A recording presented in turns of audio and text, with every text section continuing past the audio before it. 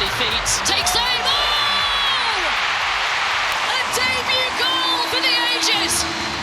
Hello and welcome to the Arsenal Women Arsecast on Arseblog.com with me, your host Tim Stillman, looking back at Saturday's WSL opener at home to London City Lionesses, a 4-1 win for Arsenal. Slightly shaky start, but after that, the sun was out, the trophy was out before the game. Leah Williamson saying an emotional goodbye on the pitch. Some good vibes in the end. So we're going to look back at that 4-1 win over London City Lionesses. And here to do that, as ever, is our co-host Jamie Spanger. Jamie, how are you doing? Hey Tim, I'm good. WSL season off to a flyer, 4-1 win. I was worried and probably not excited to record this after the first 20 minutes, but glad it turned around. However, I feel like of the 90 minutes, I probably watched 45 because all international fans will probably sympathise with the fact that the stream was genuinely woeful. And I went back and watched the Sky Sports highlights and they were also woeful. So I don't know what went wrong, but it was like watching through a microwave. And then last night, all 4 of the WSL games just didn't show up on the streaming service. It's been a bit of a weekend in terms of being an international WSL fan. So I missed the Emirates. I had a lot of FOMO, but I'm very excited for the 3 points. And I think there's a lot to actually unpack about this game. Yeah, absolutely there is. And I assume they share a world feed because I'd seen this pretty much everywhere. And actually we have a question about it as well on Blue Sky about, the experience of all of that. And obviously the broadcasters are trying new things and we'll talk about all of that. But before we get on to this game, the last time we recorded on Thursday was transfer deadline day. That episode did not date because nothing did happen, as I didn't think it would. But some good news. I think Arsenal had been saving up. I don't know for sure, but I've lost track of the timelines on this. But somewhere around the end of last season, I was told that Russo contract was nearly done. Was not expected to be a problem, and I think obviously she had the Euros and everything like that, but that was as good as done. And I don't think it's a total coincidence that Arsenal put it out at 9 a.m. after deadline day after not signing anyone. I think when I saw that press release come through on Thursday afternoon, I definitely knew Arsenal weren't doing anything then because, their comms people obviously, weren't expecting to work on anything else that evening. But we should say, Jamie, great news. I think that Leah Russo at the age of 26 is committed to a long-term contract into her peak years. It's super exciting. It's a relief, but it's not a surprise. I think this team is being built around Leah Russo right now, and as it should. She's such a good striker, and the fact that she's 26, she's not really her prime yet. Like, we've seen so much of her, and I think as Arsenal fans as well, we have seen a bit of an upwards trajectory in terms of her form and her growth over the last couple of years. So just for her peace of mind going into a really busy season, like, she's locked in for a long-term contract. This is your time to just make this your team now. Like, you're no longer the new striker, you're no longer the new kid on the block. You're the number 9 and you're going to be for a big chunk of the future. So yeah, this is so exciting for all parties involved. I'm so excited to have a player like that commit their future to the club is something that I think we maybe overlooked because of the sad news of Leah Williamson, and fans were saying, oh yeah, we kind of expect Leah Russo to stay. But when you really think about it, this is a massive player in terms of the women's game. She's a Golden Boot winner, Ballon d'Or nominee. She was absolutely incredible in the Champions League last season. So for her to lock it down is incredible. And I think maybe we need to just soak it up a little bit more because this is a great player that we have in our ranks. Yeah, absolutely. And I wrote my analysis piece on the LCL game, which is on Arseblog News now, kind of focusing on her performance because I think there was just so much that was so good in her performance and all that kind of, I guess, under-celebrated, slightly boring stuff that number 9s have to do that I think she does better than anyone. She doesn't do sticking it in the net better than anyone. She does that well, don't get me wrong, but like everything else about being a striker, I think she's totally and utterly elite at. And I hope this is the first of some other contracts as well. Daphne Van Domselaar, Emily Fox, Victoria Pelova, really want these guys signed up as well as part of that kind of core of players in their mid-20s. But you mentioned it there, Jamie. We did say goodbye to Leah Williamson. We covered that in the last episode about Leah Williamson leaving and what that means for Arsenal and everything. But one of the things, when we had the story last week, I was thinking, I really hope that there's an opportunity for her to go onto the Emirates pitch before the game and kind of soak up that adulation, not least because this isn't a player who scores a lot of goals. So like having those moments with the fans is probably something she doesn't get a lot, but really nice for the club, really nice for her, I think, to get that moment in front of the fans. Did you manage to see that on the microwave stream? Can I be honest? I didn't, because not only is the microwave stream glitchy, it also starts like 10 or 5 minutes before kickoff. So no pre-game for us, which is upsetting, especially because it's cool that the WSL this season have committed to such a big hour of build-up. But I did see all the recordings, many videos, fan angles, which might have actually been better because they showed the atmosphere a lot better. So yeah, honestly, what a player. I'm so glad she got that moment. I was very worried that she wouldn't get that moment. The fact that she gets to be celebrated. She never scored at the Emirates. So like you said, Tim, it's a great moment for her to be celebrated for the fans. It did kind of hit home though. I was like, oh yeah, this isn't our player anymore. She's moving on, and that's leaving a bitter taste in my mouth. But it's a perfect send off. You win the Champions League, you say goodbye to the fans at the Emirates, and then you go do your business in Italy. Yeah, absolutely. And there was even greater fun. Well, there's additional fanfare, I should say. Leah Williamson coming out with the Champions League trophy and seeing champions of Europe all around the kind of perimeters. I saw, before the game on the podium above the Armoury, they were giving fans the opportunity to have their photo taken. I know my wife and my daughter waited in line for about an hour for that. I think a lot of people waited that long. And actually, one of the things that was quite interesting, both managers were kind of asked about, the occasion of this. And actually, both of them, you don't usually hear managers say this, but Jocelyn Procher, that's it, yeah, who manages LCL, actually really impressed by his press conference. It did that thing that a lot of people do where he kind of apologised for, supposedly poor English, and then didn't miss a beat and spoke perfect English the whole way through. But he talked about, this is quite new for us. We've just come up from WSL2, and actually this isn't even some of those bigger players that we have. Like, this isn't a normal thing, like playing in front of 40,000 and the trophy before. And even Renee said before the game, Jamie, she said, I don't usually get nervous, but I was nervous about this because of the kind of build up and the emotion. And actually, one of the things Jocelyn says was actually, but the way we started the game, I could see we weren't bothered by it. But Renee said that she felt a little bit nervous before the game about having a bit of an unknown quantity and having this kind of big build up. I thought that was really interesting for both managers to kind of admit that.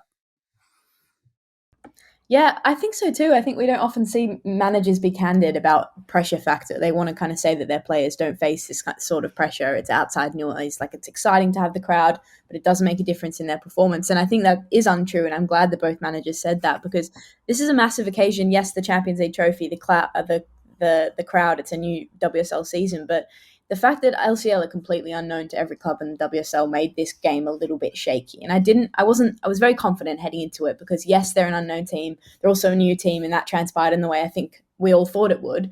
However, you don't know this team. You don't know the pressure that they bring. You don't know the pressure that the players bring. Like, you can't measure this to the LCL you saw last season. You can't measure this to the newly promoted teams we usually see in the WSL. So I think Arsenal suffered because of that, and I think the LCL really, really capitalised on that. But the way that Arsenal corrected is so much quicker than we've usually seen. So I'm very, very impressed by that, and I think that's something that I hope takes an overall trend this season, because it didn't last long. There was a dark, shaky period at the start, and then I think it dissipated, and I think that's something that doesn't happen as quick as it happened, way quicker than it maybe used to.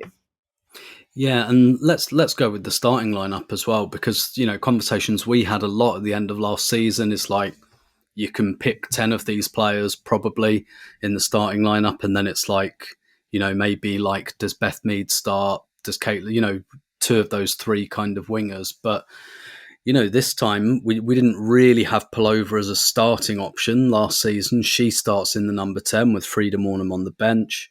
The wingers, I think with those four wingers, pick any two, basically. And it's going to be, if you're trying to predict the lineup, flip a coin because any two of those four could start. And one thing's for sure, the other two are going to come on with kind of 20, 30 minutes to go as well. So, I think in my predicted lineup, I went for Caitlin and Chloe Kelly. Chloe Kelly does usually start under Renee, but they went for Olivia Smith from the start. But the really big one, Jamie, was Katie Reid starting at centre half, which I don't think anyone outside of Arsenal saw coming. What did you make of that when you first saw it? I guess your kind of initial reaction, and then after we can talk a little bit about her performance.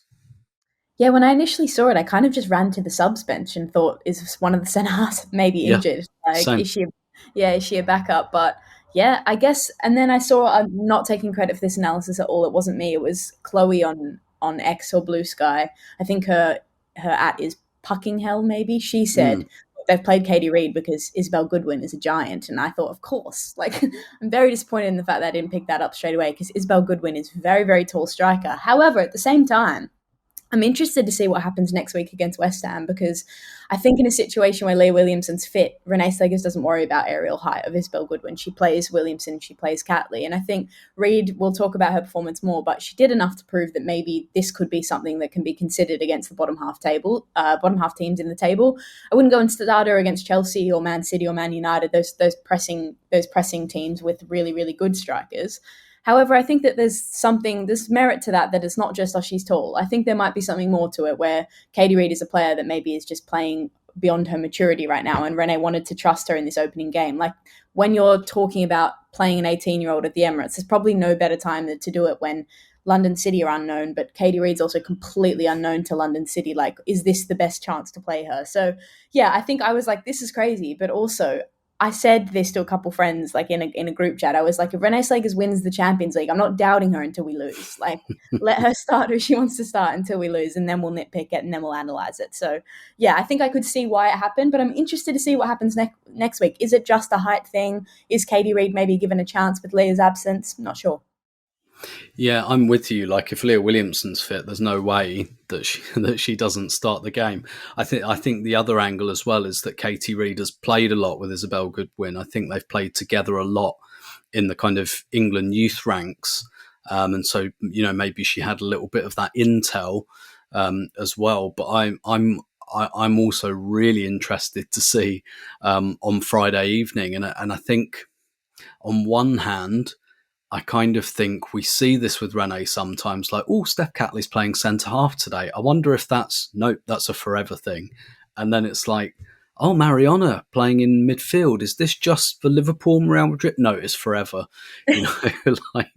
But at the same time, like, she made some changes in this lineup. So I think that does hint at maybe greater flexibility at looking at opponents and saying, actually, if I haven't got my first choice centre halves, I've got three really good ones, and I can flex a little bit. But one thing I do know, Jamie, is that Katie Reid is rated inside the club. I think in January, I'm not 100,000% on this. I think at the beginning of January they were thinking about a loan, but she impressed in training, and they kind of thought, let's keep her around.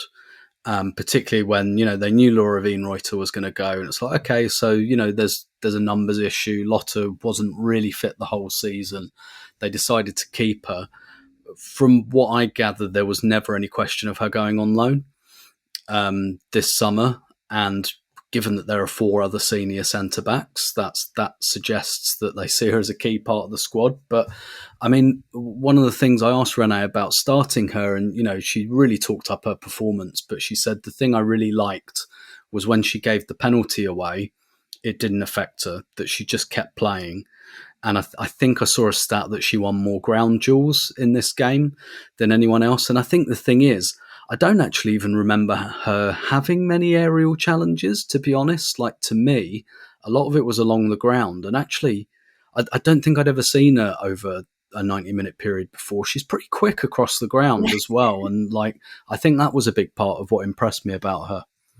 Yeah, I think for her height, that's something I noticed as well, Tim. Her pace is actually very impressive for a centre half. And I think that's something that's very exciting. She's obviously a young player, that always kind of comes with it. But that's exciting having an aerial dominant player that's so tall in stature, but can also get across the pitch. And yeah, Reid had the most ground duels. Goodwin lost the most ground duels. So there's a direct match up there. She had a responsibility and she dealt with it really well. I thought she was really, really good. And I thought she was great distribution wise. She opened up Emily Fox a lot. Emily Fox played so high up the pitch in this game. And that goes to show that Katie Reid was there. She was there for the coverage and she was there to kind of unlock Fox and allow her to go forward. But the big thing with Katie Reid was this penalty. I thought this is a bad thing. This is not a bad thing because I think Arsenal are going to lose the game, but this is a bad thing because a young centre-back has just given away a penalty and a side have gone down 1-0. And I think her mentality, as you would expect of any young player, is going to be shot here. And the way that she responded was like she didn't miss a beat. Like she absolutely didn't miss a beat. And I think, listen, that penalty is just a thing about experience. That's just Kosovare Asllani is an experienced captain who knows exactly what she needs to do in that situation. It is a Stonewall penalty. I'm not arguing that it's not, but it's an inexperienced defender versus a player that knows exactly what she needs to do in that instance. So yeah, Katie Reid, it's a bad mistake, but she picked up on it. And yeah, I was so impressed. And that's why I'm thinking, like, is this going to be something that we're going to see a lot more? Like Leah Williamson comes back and takes her spot back. I think that no one is doubting that. But in the next few weeks, I'm interested because I think she did more than enough to prove, hey, I can play against a quicker opponent. I can play against a taller opponent. So yeah, Katie Reid is definitely one for the future. Again, excites me because I think she shows a lot more promise than maybe these players that we're watching right now did at this age. Yeah, definitely. And I think there's such a clamour for like a new centre half that, like, I mean, I'd always said all summer, like, we've got 5 of them, like at least 2 of them are going to have to go, for that to happen. But yeah, I thought she was excellent. And I have to say, Jamie, I wasn't, it's not that I wasn't, worried when she gave the penalty away or anything. And I know we often do that thing with young players, particularly academy players, where we're kind of a bit like, completely understandably, we let them off a bit. But that wasn't really my focus when LCL got that penalty. Mm-hmm. At the moment they got it, I was typing out like a slightly pissed off tweet because I just really didn't like the way Arsenal started the game. And the first 15, 20 minutes or so, right up until LCL score, like the goal was kind of coming. I think I could see Arsenal were in trouble. And my issue with it was, I think, LCL's best athletes are in the forward line. Goodwin, Paris, Asllani is a great athlete. Even I think she's 35, 36, like still supreme athlete, great pressers in there. And then I look at the back half of their team and I see good players like Kumigai and Katie Zellum, but I don't see the same athletes. And I was just getting really annoyed because I was like, why are we playing in the areas where they're really strong? And that LCL press for the first 15 minutes or so, like, we didn't really work that out at all. No, I completely agree. I felt like this seemed in the mail for opening day Arsenal, though. Like, there always is a little bit of that, like, let's play into the opponents and let them do exactly what they want to do, and we'll try to figure it out from there. And the opening 15 minutes, I think, were still indicative of that. And I wasn't worried, though, Tim, because I think a team like LCL is always going to come out so firing, and I didn't think that they had the legs to withstand it for even 45 minutes, and that turned out to be the case. But Arsenal have an ability sometimes to kind of sit back and let it happen. And I think that that's something that Renee is really trying to stamp out of this team, and something that she did stamp out successfully last season. But we've had a lot of repeats of this exact same instance where it's like, okay, let the game kind of figure itself out and then we'll act on it. And I think the biggest thing with Renee Segers is she wants to be proactive. She doesn't want to react to the game state. And that's what we saw yesterday. She had to react to the game state because it felt like they sat back and they said, let's absorb the pressure. We know that they're going to come at us because they're going to have to press high straight away. It's just how it is with a newly promoted team. And then we'll figure it out. And I think that cost them because of that penalty. And I think a day where Arsenal maybe aren't at their best, that causes a little bit more of an issue. However, I think that, again, I mentioned this earlier, Rene's ability to correct in those situations is supreme to what we've seen over the last few years with Arsenal. So that was going to happen with LCL. I think a big part of this result is that they just ran out of legs. They didn't have the legs for it. They weren't prepared. The team hasn't played long enough together. But that first 20 minutes was their 90 minutes. They needed to come out strong, and they did. And I think Arsenal sat back. And whether that was the game plan, that's the game plan. Absorb the pressure, sure. However, I think we don't want to be doing that with every team in the league. We don't want to be doing that every weekend. So yeah, maybe shake that one out of the game plan for now. I'm glad they corrected it in the end. Yeah, I mean, we saw some slow starts in some games last season, like West Ham, for example, next opponents. And, these teams have players that will punish you now, which maybe wasn't the case 3 or 4 years ago. But I asked Rene about it afterwards, about like LCL's press. And I asked her, did you tweak anything? Did you change anything? She said, not really. She said, like, we knew they were going to press that way. And she kind of put it more down to early season rustiness. And she said, like, we weren't quite with it. We weren't quite connecting. And she put the change down to just the team warming up a little bit, essentially. And when I watched it back, I kind of believed that. LCL were doing some interesting things. They were like with Alana Kennedy, you're going to get a great crossfield ball. They were really pushing their fullbacks up, going into a back three, sometimes building with a back four. They were getting into their wing backs very, very early. But Rene said that none of that was a surprise. It just took them a while to get into the game. But for me, I just felt Arsenal were playing with their food too much in the first 15, 20 minutes. And once they got the ball forward into their threats, I was talking to my good friend Clive during the game, and he always has a great way of distilling this kind of stuff. And he just said, like, we've got the ballers now, referring to Chloe Kelly and Olivia Smith and Victoria Pelova, who was like, give it to the ballers. And that's kind of, I think, what we started to do. And I do think Arsenal had corrected just before this happened, but clearly the big momentum shifter, we got it to a baller in Olivia Smith. And if ever a player, if I was trying to explain to an alien or someone who'd never watched football why Arsenal bought Olivia Smith, I think she showed it there, didn't she? This was incredible. You speak about ballers. I actually think I posted on Blue Sky and Twitter after this. I was like, Arsenal finally have their baller. Like, that's exactly what it is. It's a player that can get a team out of these tight moments, can make something happen. And she is just like, the audacity to do that in your debut is just incredible. And it's exactly what Olivia Smith is as a player, though. She's so direct, and she just thinks, when she has the ball at her feet, she thinks, no, I'll just do it myself. Like, I can do it myself. I know I can. And that's what we saw in this moment. The finish is elite, but she's also taken on 3 midfielders to be able to get off that shot. So it's a player that's just so good with her feet. She's so quick, but she's so technical. So that was incredible. I'm very, very excited about that. I think I've watched that goal about maybe 75 times since it happened. I keep just sitting on my couch, and I'm like, Olivia Smith, like, that's exciting, isn't it?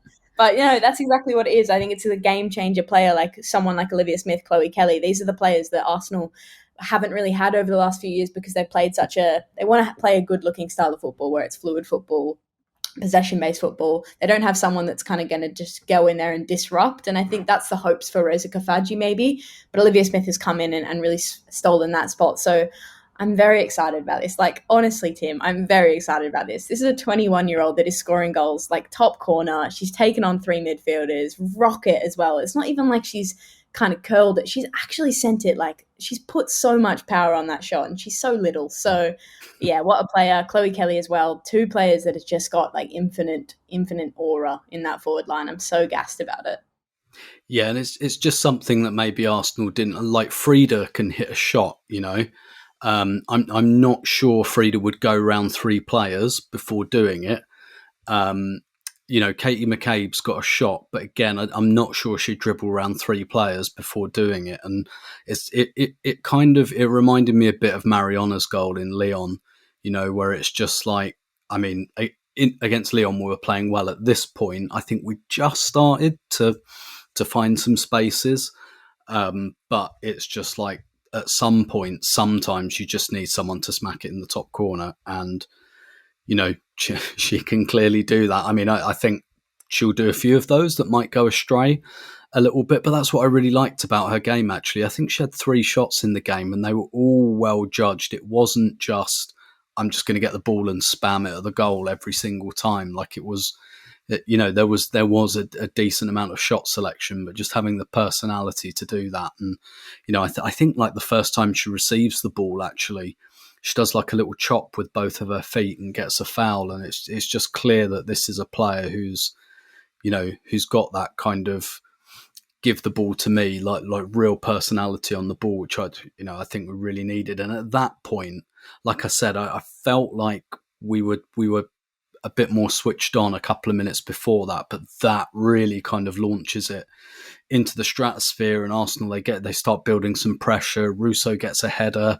Olivia Smith then has a volley from a little Russo kind of cross, and now LCL can't get out and they're going long and everything like that. And then right on half time, fantastic work by Leah Russo in the box. And also you can see the pressure as well, because LCL tried to clear the ball and it goes as far as Emily Fox, and Emily Fox is on the edge of the area. Like that's how penned in LCL are. But I love this goal as well. I think Russo in the build-up and Chloe Kelly, you know, I think you can really see that those two have played together a little while at international level as well. Absolutely. And this goal is what I'm talking about in terms of correcting. Like, this is a change that's come before halftime. The team's just completely changed. They're no longer sitting back and letting London City have possession. They've pushed so high up the pitch, and London City are under pressure. That defense, like, they've got a lot of good players, LCL, but they don't have a lot of quick-minded defenders. Like, I know my Australian friends will be upset about this, but like, Alana Kennedy is not the player. Like, she's not the player in terms of, if you're going to put anyone on a high pressure scenario for Alana Kennedy, she can woof the ball 90 yards, but she can't get you out of a tight space. And I think that's so similar of Elena Lenari. I think they've got two players that are so similar in that back line that it really, really hurt them in the end. And Arsenal did really well to just switch on and say, okay, let's just press them, capitalize on that. Emily Fox is there. She finds Alessia Russo. The cross in, the pass in from Alessia Russo, this is why she's so good. She's just instinctive. Like, she's so good at making things happen, and she's so good at knowing exactly where her teammates are. And yes, she's played a lot with Chloe Kelly, but we see this with so many players. She's just so instinctive. It's a great ball in. Again, Alana Kennedy's the wrong side of Chloe Kelly. The defending here is pretty woeful, but Kelly's one-touch finish across the body, it's a great finish as well. You have to praise that. So yeah, it's a great goal. And I think the biggest thing for me in this instance was Arsenal noticed, let's just press their defenders, because they're going to make mistakes and we're going to be able to outlast them in that way. So a great goal, but I think just the way it came about was really, really impressive as well. Yeah, absolutely. I just love the way Russo does those one-touch turns. Like, you know, she doesn't control the ball, then turn. She makes the first touch the turn, and it buys her space so often. And I saw that a lot when she was at Manchester United as well. It's one of my kind of favourite little details in her game. So, you know, Olivia Smith kind of really gets the momentum going, and then you get a goal right on half-time. And at half-time, I still felt on edge at half-time because I respect the quality that LCL have. And I think in the vlog, I kind of said this, you know, this game's not over. You know, LCL are going to come here and they've got players on the bench they can bring on, but didn't really materialise. And the phrase that Brochet used after the game, he said, we barely existed in the second half. He said he was really disappointed in the second half because I didn't, you know, I thought they'd have moments, and other than like a kind of mishit cross, which hit the post, they didn't. Arsenal still dominated, but while it's 2-1, it's still kind of nervy, isn't it? Well, it's 2-1 and you look at London City's squad, you think any one of these players just need one moment. Like, they just need one moment. So I was like, Arsenal need to score. They need to go forward. They need to score because they're dominating possession. Like, London City, I agree with pressure. They were nowhere. They were absolutely nowhere. However, it only takes one moment for one of those stars on that pitch to make something happen. They don't need to be playing the best game of their lives. So there's nerves there. However, they dictated the game, Arsenal. Like, LCL weren't there. And I think that's why a lot of people are maybe quick to say, like, oh, they're going to change the table, and they're disrupting the league. Their investment is disrupting the league. Michelle Kang is for sure going to make a tangible impact on the WSL. They're still not going to go down. Like, I know that they're not going to go down, especially watching yesterday's games or Sunday's games for everyone in Europe. But it just takes time. And I think that's what we saw with this LCL team, is there a lot of superstars, 16 new first team players, like 9 of them didn't play at the club that started last, none of them that started played at the club last season. It's going to take time. And that's what we saw in the second half. It's a team that have played together, won the Champions League together, versus a team that are completely new. They're running out of steam. They don't really know how to correct when things aren't going in their favour because they don't have their football philosophy yet. And I think Arsenal just did a good job at steadying that ship, using the possession, being able to unlock the players. And then Renee looks at her bench, and again, like I didn't really mention this at the start, but when I saw the lineup, I looked at the bench and I thought, this is amazing. Like, this is probably the first time in a while where this bench is unbelievable. Like, any one of these players can start in most teams in the WSL. So it's about time. I'm very excited about that. But I think, LCL, they're a team that are just going to take time. They've got the players. They aren't going to immediately come out and get a great run of fixture results. That's not going to happen, especially at this level. And I think Arsenal did enough until they scored those third and fourth goals to be able to just nullify any possible threat that they may have posed. Yeah, and Proches pointed to the subs afterwards. He just kind of said, I'm not going to offend anyone by doing an impression of his accent, but it always sounds good in a Gaelic accent when he was just like, they bring on Caitlin Ford, Beth Mead, Blackstenius, and he just goes, it was too much for us, basically. And, even at the time, like, I love Caitlin as a sub, not least because she's so bloody intense, and she must be like so irritating for fullbacks, but particularly for a fullback that's got 65 minutes in their legs, because she's just utterly relentless. I think she's got a bit, of the kind of Katie McCabe gene in that respect, just like, I'm going to keep going and going and going, and like, you're not getting a moment's rest. And, I was slightly, I didn't want to see Olivia Smith come off, but apparently she got a hand stamped on or something like that. And, like, what a pair of subs those are. So you get Caitlin Ford and Frida coming on, quite good subs. But then, as in Lisbon, Stina and Beth come on. And I think that's really when it kind of goes into orbit. And, Beth Mead, 2 assists in 90 seconds. Stina Blackstenius scores when it could have been Frida. Then Frida scores 30 seconds later. And, I think we spoke about this a lot, Jamie, but particularly with Beth Mead, I really like it. She'll start plenty of games, I'm certain. Like I say, those 4 wingers, I wouldn't be surprised if she starts on Friday against West Ham, but I think her intelligence from the bench, and I think we saw this in the Euros as well, and Susie Rack did a really good interview with Beth about this. You can see she's a player who really watches a game from the bench.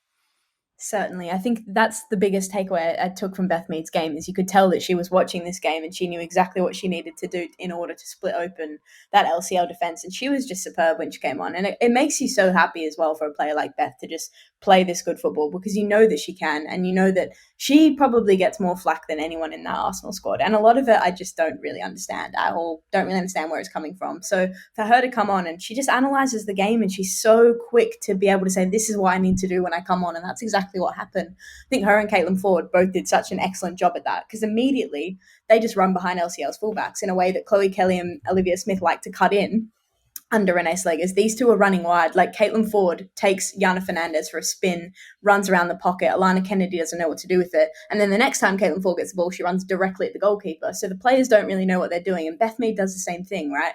They're so intelligent in the way that they don't just say, okay, this is how I'm going to get around the player. They say, okay, I'll do this and then I'll do this. And they're not going to know how to track me. And that's how these 2 assists come about. Beth Mead is just absolutely untraceable. And she does so well, especially the second one. Like, the way that she, instead of just powering that into the side netting or having a shot or getting it blocked, she like flicks it over, she curls it over, and then it's a great finish from Frida Mornham. So this is a player that's so intelligent. I think with Beth Mead, she's such an exciting, dynamic player, and people get so excited by the fact that, she cuts the ball back quick, she scores goals, she's very like fun to watch, but she's very intelligent. I think that gets overlooked, and this is what we saw in this game. I think her and Ford both came on and said, this is what we need to do, and they completely broke down the LCL defense. It wasn't just tired legs. I think it was tactical. They both came on and they did such a great job. So Beth Mead, this is exactly why Arsenal need her. This is why the depth is important. If anyone can look at that game and say, oh, Arsenal don't need all 4 of those wingers, we should have sold one of them. Why? Why? This is the first time this club has been in that place. So yeah, I was stoked for Beth Mead and equally Frida and Stina. Yeah, like they changed the whole front four basically, and that's what every coach wants to be able to do.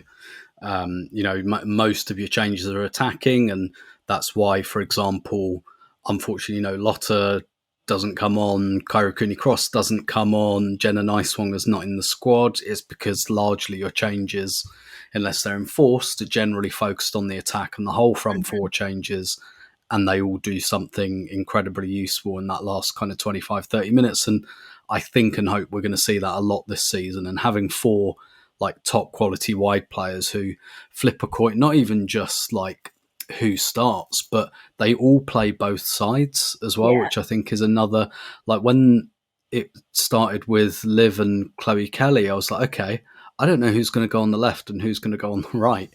And it's and to be able to finish a game with Beth Mead and Caitlin Ford, who, for years and years and years had to play 90 minutes of every game, basically. It's a big luxury, and I think it's gonna win us some games. It's gonna break open some games. This one just finished the game that Arsenal really needed to win. So 4-1. Before we go to a break and do questions for part 2, is there a particular player we haven't talked about that you'd like to pick out? Yeah, I want to speak more about one of those subs in Stina Blackstenius, because I thought she was superb when she came on. And something I noticed a little bit more, and I think this is a direct result of the fact that her and Frida Mornham have such a good link up when Frida Mornham is in the 10 and Stina's in the 9. And that's, again, no disrespect to Alessia Russo. She's incredible. Rusile. I meant to say versatile. So there you go. Russo is versatile. And I think that's something. Rusatile, exactly. Unlock the Rusatile. I think that's something that Renee can rely on a lot. But the way that Frida Mornham pushes up the pitch allows the centre-backs it forces the centre-backs to have to drift towards her, and it gives Stina more space.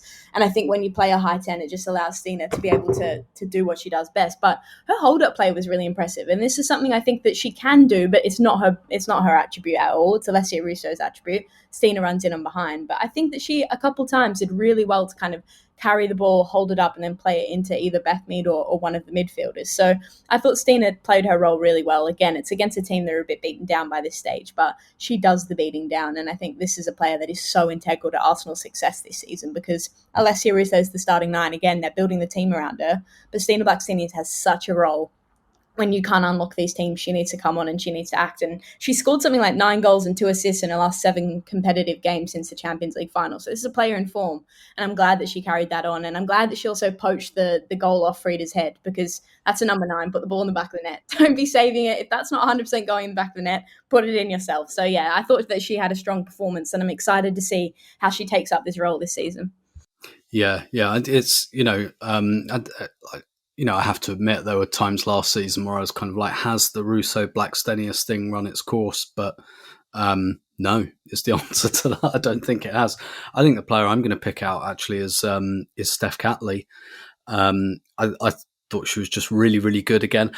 But the reason I wanted to pick her out is, this was more about Arsenal dominating and keeping the ball, but I think it's another perception thing. And I do understand it, because Steph Catley's been a left back and a really, really good one for a number of years. But I think we still look at her as almost like a temporary sticking plaster. I still think as a fan base, we're looking at her going, oh, that's a left back playing centre back. And it's not.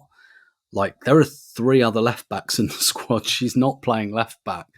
And Renee has basically never played her anywhere else and really supremely trusts her. I still think Lotta Wubben-Moy can give her, can compete for that place. But and I do also understand and share a bit the kind of, is there enough aerial dominance? And maybe we're picking Katie Reid as well, because do we have the aerial dominance with Steph? I don't think she's bad in the air at all, but obviously against someone like Isabel Goodwin, that's not going to work. But I just think she looks like a really good centre-back. That's my too long didn't read. And I kind of feel like we, as a fan base, haven't quite shifted our perception into that yet. Like, we're still looking at her as like a bit of a temporary solution. And I kind of don't think she is. And I kind of think performance-wise, she doesn't look like a left back playing centre back to me. She looks like a centre back. She had a great game in a Champions League final against Barcelona at centre back. Like that's the credential we're talking about. So, a bit of a lever, I think. I thought she looked very good. Again, very assured. Why don't we take a break there? And in part 2, we will come back with your questions submitted on Blue Sky. So stay with us right after this.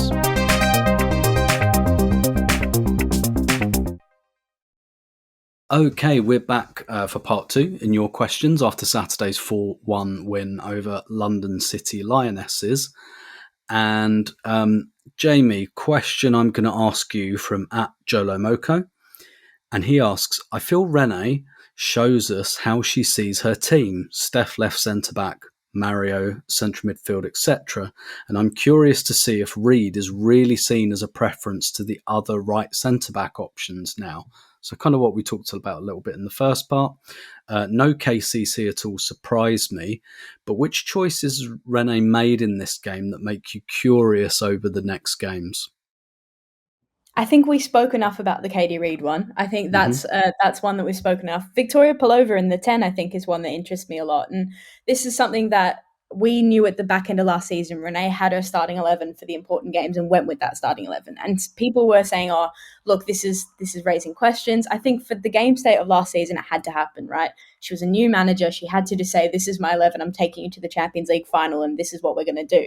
So this season, I don't expect her to be doing that again in terms of, oh, this is the player I've picked to play here. You're going to play here for the whole season. I think that she's got the squad now, like a lot of players returning from injuries. There's new players in the squad as well for her to be able to rotate it. So I don't think it's going to be a case of, oh, this is my starting 11 anymore. And I'm very excited to see how she navigates that. And that's been my biggest question of Renee this whole season is how does she navigate the squad depth and how does she choose her players against certain oppositions? Because I think that she's got the tactical awareness to be able to do that well. So I'm excited about that. But Victoria Pelova in the 10 is an example of that, right? Like Frida Mornham started almost every game last season. She had a really strong season after a tough one the year before.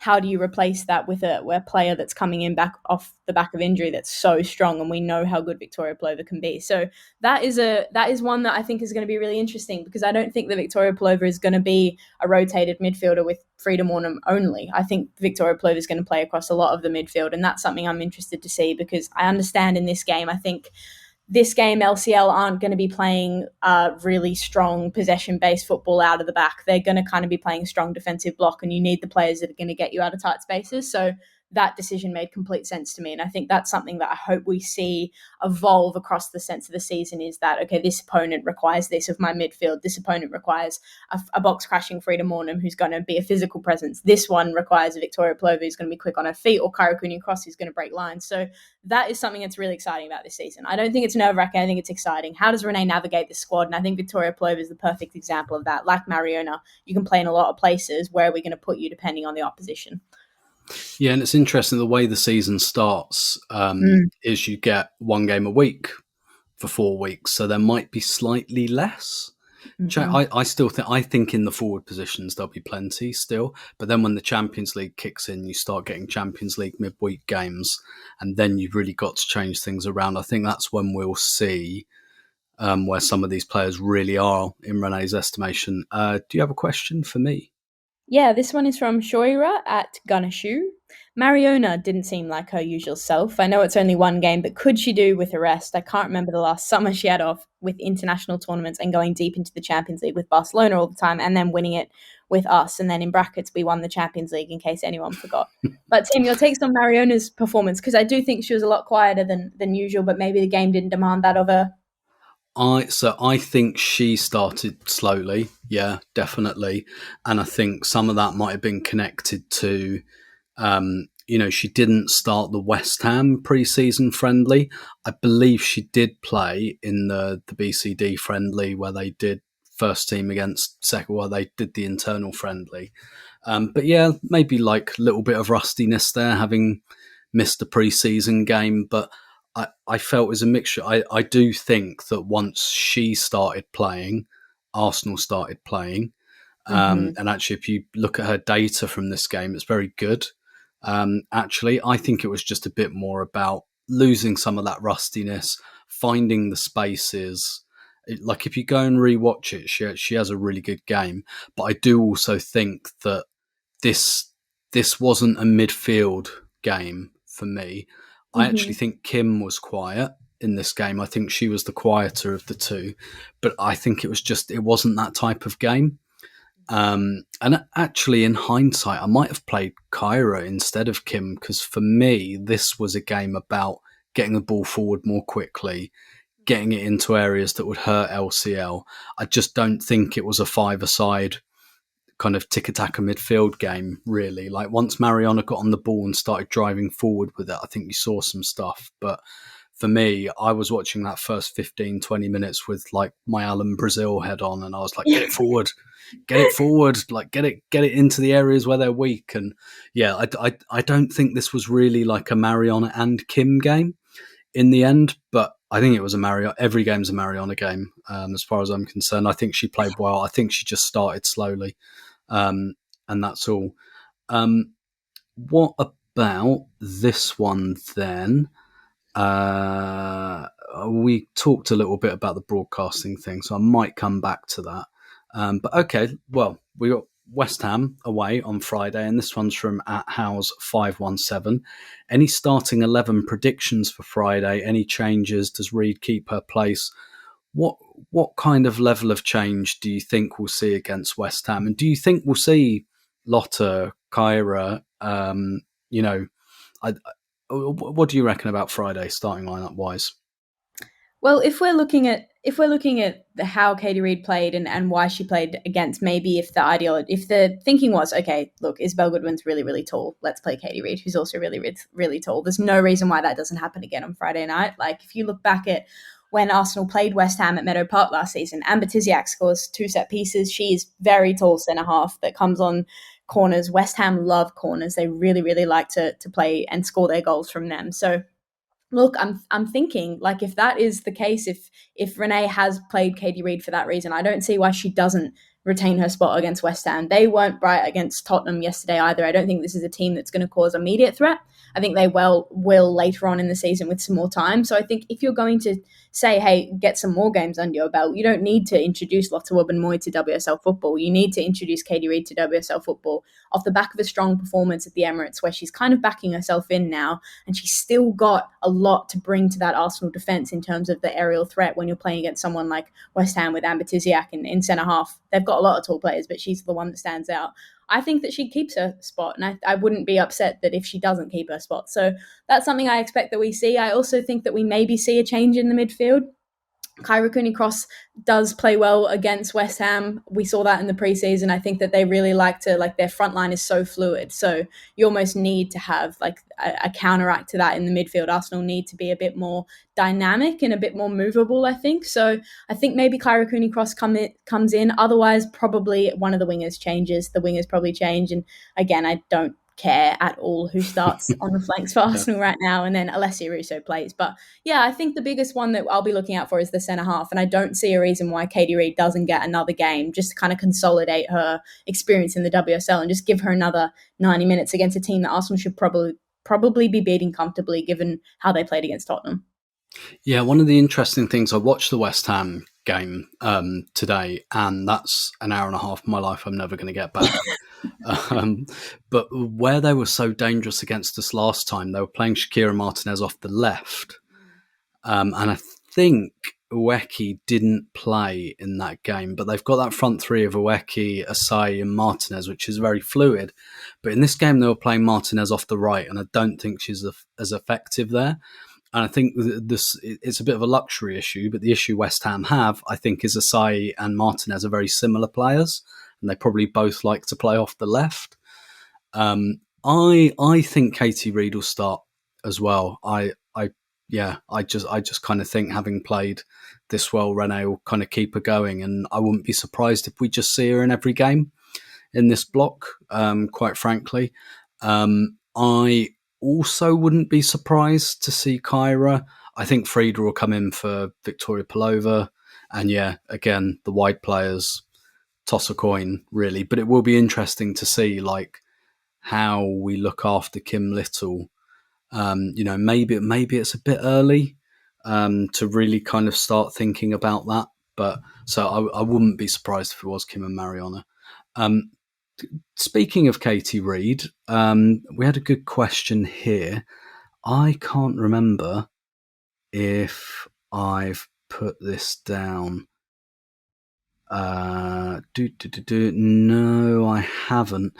So basically, someone asked, and forgive me, I really can't remember the handle. I didn't copy and paste it onto my running order there. But someone was asking about, Arsenal have got Man United away and Man City away, probably before Leah Williamson comes back. And the question they asked is, do you just keep going with Reid and Catley? Mm-hmm. And I feel like, Jamie, if they do that against West Ham, then that will be it, like for the rest of this run, right? Yeah, certainly. To give credit, I was going to ask you the same question. I think we can both answer it. It's from NDMW, and basically exactly that. Looking at the upcoming WSL fixtures, 3 of the next 4 opponents feature quite classic physical targets up front: Martinez, Turland, and Bunny Shaw. It's very true. Elizabeth Turland's also in very strong form as well, so I think maybe you do need to stick with a centre-half pairing. And Katie Reid, again, she brings I'd be more concerned about it, if she was just an aerial target that didn't have the pace to track back and track these players. But she does. I think she can keep up with someone in terms of her leg speed. So I think I'm with you, Tim. If she starts against West Ham, I don't really see you going into a Manchester United or a Manchester City game and changing the centre-half partnership against teams that are higher up in the table. You want to strike for consistency. That's the positions on the pitch that require the most consistency. So I think the West Ham game is going to say a lot, because I would be more comfortable with playing Katie Reid against those teams than Katie Reid playing against West Ham and then us bringing in Lotte Wubben-Moy, Kadina for the United away game, because the day we win at Lee Sports Village is the day we win the league. So if we could just go in there with some consistency. So I'm excited. I think it's hard to answer that question until we see the West Ham lineup, because I think if Katie Reid plays, it would almost be silly to change that for 2 big games. Yeah, definitely. Do you have a question for me? I do. This one is actually from the exact same person. Great question. Okay.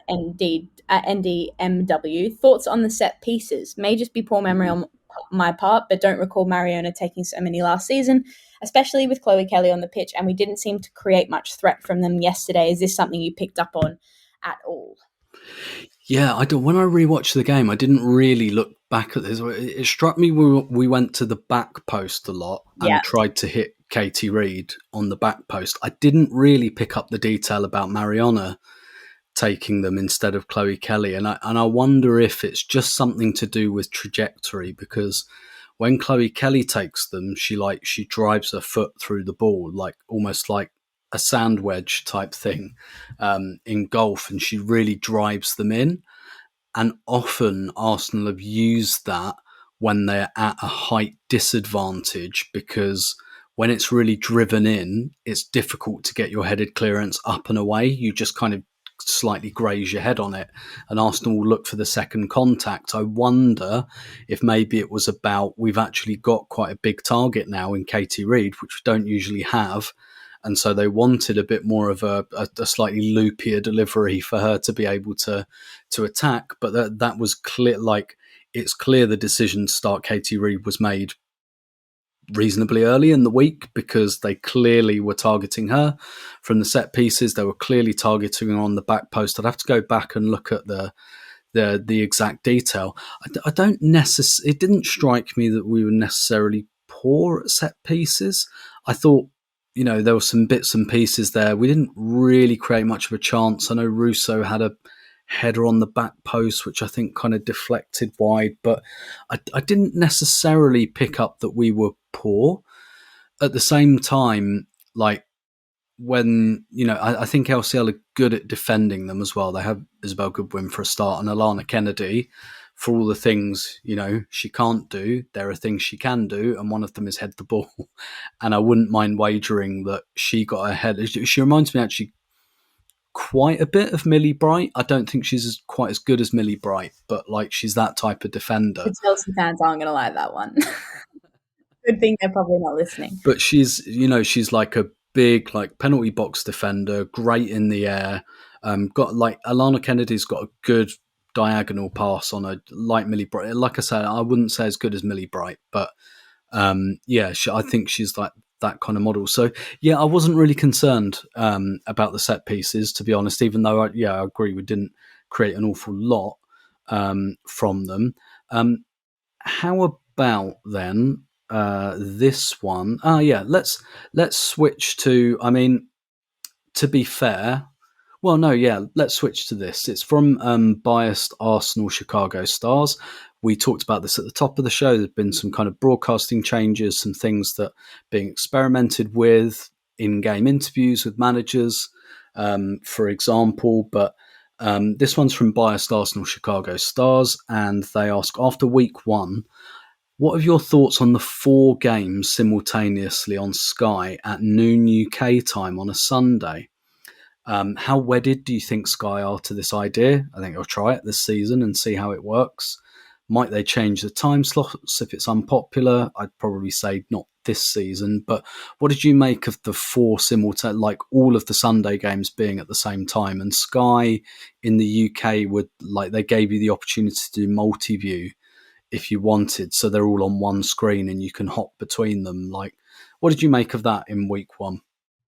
It's so overwhelming. So overwhelming. Like 4 games at the same time. I think it's different in like the Premier League when you have a lot of games kicking off at the same time because there's so many more games. But when there's only 6, it feels like why are 4 of them on at the same time? Like that's really frustrating. That's basically the entire league. But some people love the multi-view. I just hate watching football on a multi-view because it feels like I'm watching like, you know, those like memes that people have like videos playing and then they have like Subway Surfers in the top corner. Like that's what it feels like. I'm like, I don't know what's going on. I can't focus on any of these games. But people have preference. I think there's some big fans of the multi-view. In terms of the 12 p.m. slot, yeah, like how many people are going to be able to take you have to take your Sunday afternoon. Like you can't go and do things like families are stopped from doing things when there's 4 games on at 12 p.m. You can't, like, you're just going to miss football. I don't think that's a good football spot for traveling fans, for people watching at home. I don't like the 12 p.m. kickoff at all. For me, it's fantastic. It's only 9 p.m. to keep the 12 p.m. kickoff.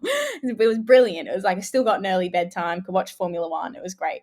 But yeah, I just think it's a bad time slot. I think when 4 of the 6 games, maybe when the league expands, it's less bad. If you're going to have 4 games, it's not as bad. It just feels like you're missing out on so much of the league. I hardly could watch Brighton Villa. Don't really know about those 2 teams, and I think they're 2 teams that are really going to shake up the WSL this season. The Merseyside derby was so good that I basically just watched that in the end. I binned off Spurs West Ham after about 40 minutes because I just thought this is going to end exactly how we all know it's going to end. It was rubbish. Yeah, rubbish. So it's disappointing because I feel like you can't like get a watch, and I knew Man United Leicester was going to be a blowout, so I was focusing on Spurs West Ham and the Merseyside derby in the end. So yeah, it's frustrating. I'm not a fan of it. I'm really not a fan of the 12 p.m. kickoff. I think it makes the game inaccessible, and we've seen even in terms of like the attendances, it was the lowest Anfield attendance they've ever had, the Liverpool women. So that's not good at all, and it's a Merseyside derby, and then Arsenal is their lowest opening day attendance since 2021-22. I think a lot of that also comes from the fact that it's frustrating because you've got a men's international break but you're playing against a team that doesn't have a men's side. You can't really convince a lot of those Arsenal fans to come across. So I'm not really worried about that at all. I think Chelsea should be worried about their attendance on Friday night though. Not even bringing up discourse. I think that's pretty poor. So yeah, I think you're stopping a lot of fans from seeing football, and I don't like it. I don't like it. Yeah, so personally, I can't do multi-view at all. I'm neurodivergent, can't do it. I have to watch one game and concentrate on it intensely, which is what I did. So I completely missed all the other games. But I think where they might have got the idea from is the Men's Champions League, moving to this league phase. One of the things it's done is that last match day 8, when all the games kick off at the same time, and they've tried to turn it into this big like broadcast event. It kind of almost reminds me of like the NFL draft or something, where it's just like, and it's all there, and you can hop between the channels, and I think UEFA have found some success with that by turning like match day 8 into this big like television event. But the thing is, that's kind of a one-off. That's the whole point of it. It's like it's the final kind of match day, and there's so much, because of the league format, there's so much to sort out. There's a lot going on. Whereas like every Sunday in the WSL, I'm not really sure, but at the same time, I recognise it's not really aimed at me. Like it's probably, believe it or not, I'm not part of the younger audience anymore, so it's probably not really aimed at me anyway. So I'm still like open-minded about it. It's not for me, really. I don't have a big gripe about the kickoff. I kind of do and I don't. Basically, the problem is, and it's a problem in men's football, what works for TV and what works for people in the stadium are completely incompatible. Mm-hmm. And that's not fixable. That is not fixable, because the reason people are at home watching TV at certain times is usually because transport's crap. Yeah. It's Sunday lunchtime. Who the hell's going out Sunday lunchtime? Who the hell's going out Monday night? And that's why it's completely incompatible for stadium Mm-hmm. goers. So I just don't see a solution there. I don't see an elegant one. As ever, I went for that. So I'm going to ask you a question now. How about this one? And it's from it's from @Dickie Byrne. How many shots are we likely to see from outside the box this season? Is that something that's trained? Is there an allowance from Renee for certain players to have the freedom to have a go? Frida's shoot on sight policy seems to have eased in recent times. So Olivia Smith banging one in from 25 yards out is how Arsenal get back into the game. How do you read that? Do you think we'll see more of that, or do we think that it's unlikely? I had this question as well. I think this is a really good question, because the point about Frida's shoot on site policies is very true. I'm glad that has eased a little bit, because when she does Same. it, she picks her moments. It's strong, but sometimes it's frustrating. It was like when I was at the Euros, I was so glad I wasn't English in some of those games where England were losing, because Georgia Stanway just wants to like put it into Rosie every single time. And I think Frida used to have a little bit of that about her.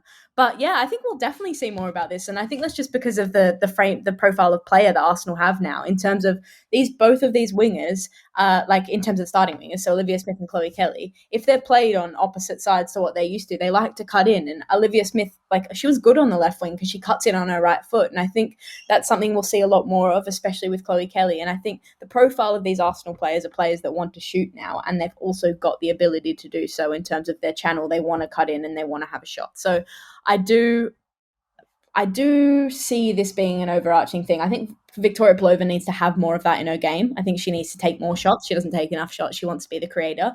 But Frida Mornham coming on, especially if these 10s, so-called, if you want to call Victoria Pelova a 10, rotate a lot. I think Frida's going to come on to a game state where she can take more shots. So that's gonna maybe creep its way back into her game. So for the short answer for a long drabble, I think that we will see it, because of the profile allows that. And I think that is a good thing, because you've got different players that can do different things, and you need to have that in your game as well. Because sometimes, like when Chloe Lacasse scored that goal against Man United 2 seasons ago, sometimes you need that to happen. Like, just take a shot from distance if you can't break down a back four. So yeah, I think that will happen a little bit more, and I'm excited by it.